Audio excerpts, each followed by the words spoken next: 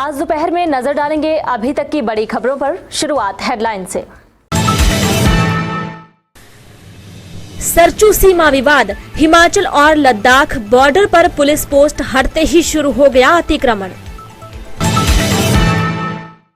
स्कूलों में cluster system, जानिए क्या है नई प्रणाली। एपीएमसी अध्यक्ष की कुर्सी कसौली विधानसभा क्षेत्र की झोली में, जानिए किसे मिली कमान। रात के अंधेरे में जला दी प्रवासी की झोपड़ी, इंदौरा में दहशत का माहौल।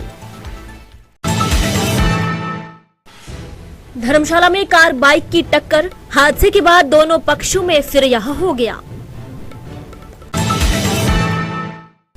आमने सामने टकराए दो ट्रक, चालक गंभीर रूप से घायल, किरतपुर रेल चौक 4 लेन पर हादसा।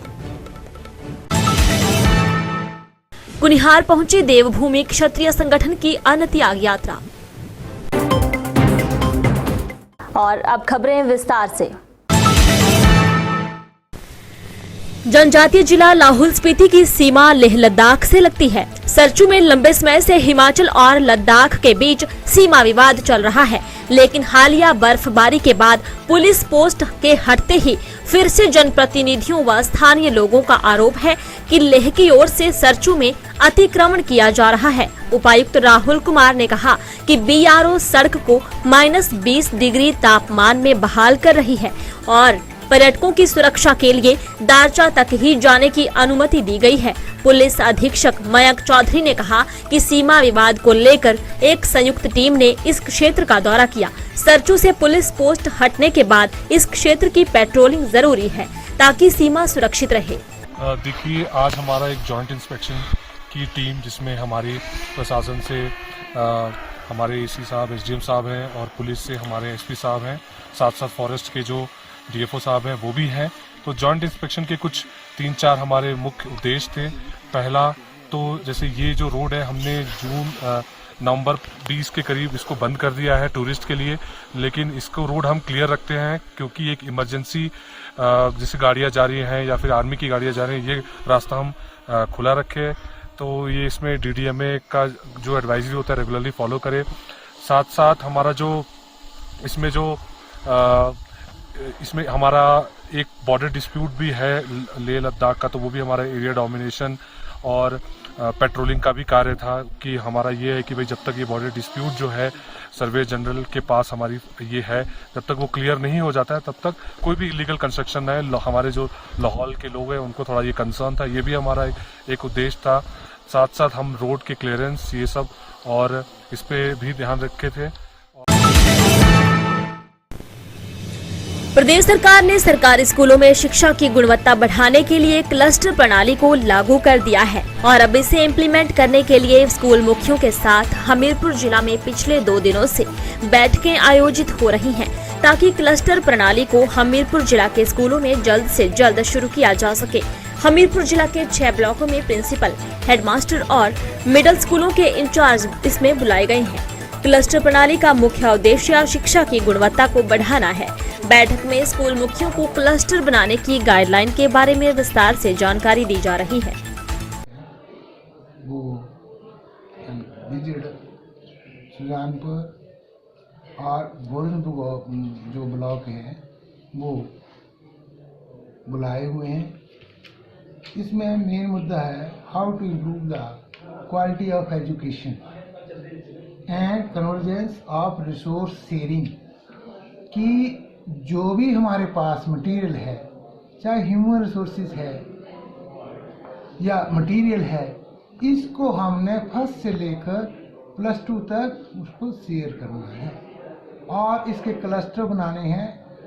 हमारे हिमाचल प्रदेश में 60% स्कूल ऐसे हैं जो सेम कैंपस के अंदर चल रहे हैं, उनको क्लब करके एक क्लस्टर बना लेना है और उनके ऊपर एक ही हेड होगा, ठीक है ना जी, एक हेड होगा। और जो प्राइमरी का टीचर है, अगर वो क्वालिफाइड है तो उसको हम सेकेंडरी में भी क्लास दे सकते हैं, और अगर हमारे पास सेकेंडरी का कोई टीचर है वो प्राइमरी में जाकर भी बच्चों को पढ़ा सकता है। आखिर लंबे इंतजार के बाद बुधवार को एपीएमसी सोलन को उसका अध्यक्ष मिल ही गया। प्रदेश सरकार द्वारा कसौली विधानसभा क्षेत्र से युवा नेता रोशन ठाकुर को यह पदभार सौंपा गया। उन्हें बीते कल ही एपीएमसी सोलन का सदस्य नियुक्त किया गया था। उपायुक्त कार्यालय के सभागार में उपायुक्त सोलन मनमोहन शर्मा की उपस्थिति में आयोजित एपीएमसी की बैठक में रोशन ठाकुर को सर्वसम्मति से अध्यक्ष चुना गया। पदभार ग्रहण करने के बाद रोशन ठाकुर ने कहा कि वह किसानों की बेहतरी व मार्केट कमेटी सोलन को और अधिक ऊंचाइयों पर ले जाने के लिए कार्य करेंगे। उन्होंने कहा कि वह प्रदेश के मुख्यमंत्री सुखविंदर सिंह सुक्खू की ग्रामीण क्षेत्रों के प्रति विशेष लगाव को आगे बढ़ाने के लिए प्रयत्नशील रहेंगे। अध्यक्ष बने मार्केट कमेटी के, तो क्या योजना है भविष्य की? मैं सभी ऑफिशियली और अनऑफिशियली अपने जितने भी सदस्य हैं उनका थैंक्स करूंगा कि आपने इस चुनाव को माननीय ऋषि महोदय के सर्वसम्मति से मुझे अपना मार्केट कमेटी का अध्यक्ष चुना है। मैं आप सभी लोगों को ये पूर्ण विश्वास दिलाता हूं कि हिमाचल प्रदेश में जो सुखविंदर सिंह सुक्खू जी है, जिनका आशीर्वाद सदा हमारे ऊपर बना रहा है, और उनकी रहनुमाई में, और यहाँ पे जो स्थानीय मंत्री हैं और यहाँ पे हमारे दोनों सीपीएस संजय अवस्थी जी और राम कुमार चौधरी जी और विनोद सुल्तानपुरी जी, जो कि हमारे युवा विधायक है कसौली से, मुझे सब लोगों का पूर्ण सहयोग मिला। और इसके लिए मैं सभी अपने जिला के जितने भी हमारे मंत्री हैं और खासकर अपने कसौली के लोगों का धन्यवाद करता हूं। और आने वाले समय में जो भी मार्केटिंग कमेटी में जो भी मुद्दे हमारे ध्यान में लाए जाएंगे, हम सभी उसको मेंबर्स उसको, चाहे वो किसान से संबंधित हो, चाहे वो किसी भी ट्रेडर से संबंधित हो, उसको हम उठाएंगे सरकार के पास। और हम चाहेंगे कि इस मार्केटिंग कमेटी को हम एक अच्छी ऊंचाइयों तक ले जाएं। और जो हमारे मुख्यमंत्री सुखविंदर सुक्खू जी की एक सोच है ग्रामीण क्षेत्रों को और अपने किसानों को डेवलप करना, उनकी जो है उस चीज में हम कामयाब हो। बस मैं इतना ही आज कहूँगा। Thank you.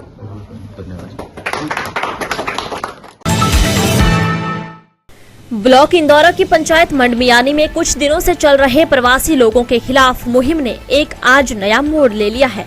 रात 11 बजे के करीब एक प्रवासी निजाम की झोपड़ी मंडसनौर में किसी ने जला दी, जिससे अंदर रखा सारा सामान जलकर राख हो गया।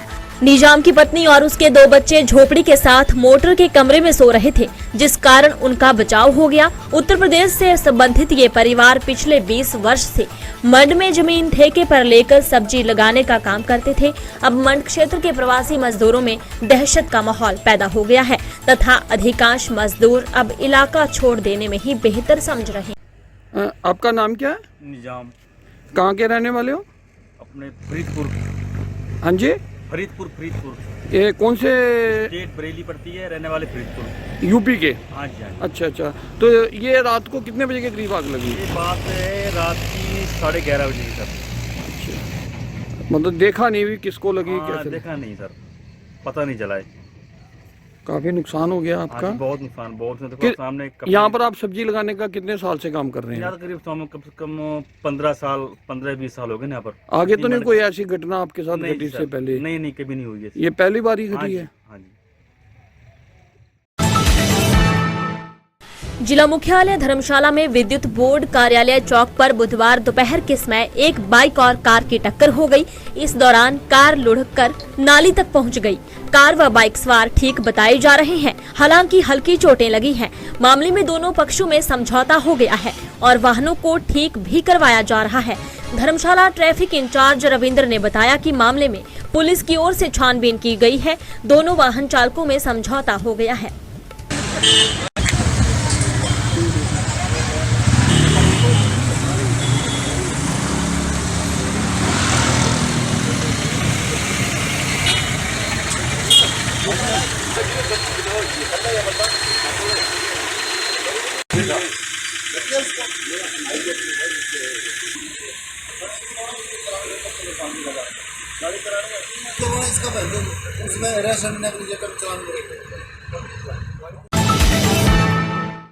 किरतपुर नेरचौक 4 लेन की टनल नंबर 1 के समीप मेहला नामक स्थान पर 2 ट्रकों की आमने सामने जोरदार टक्कर हो गई।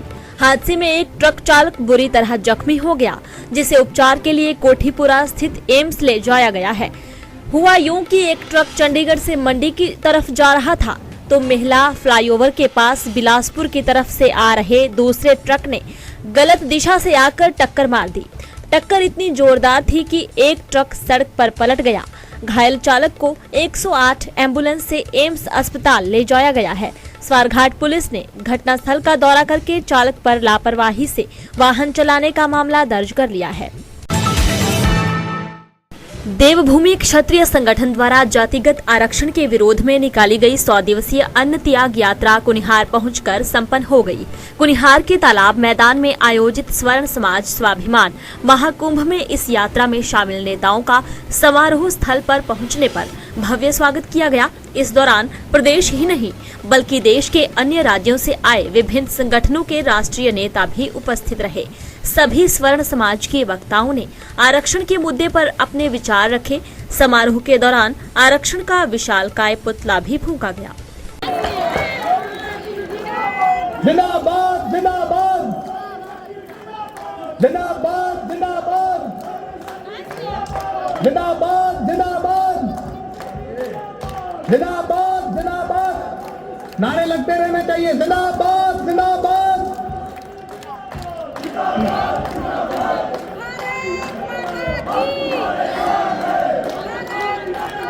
हम तुम्हारे साथ हैं।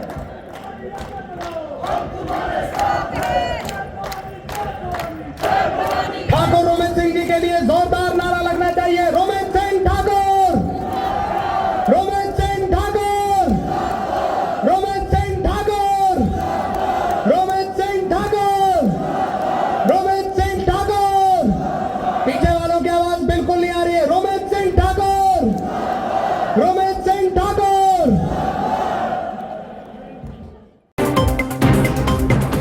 आज दोपहर में इतना ही। बने रहे दिव्य हिमाचल टीवी के साथ।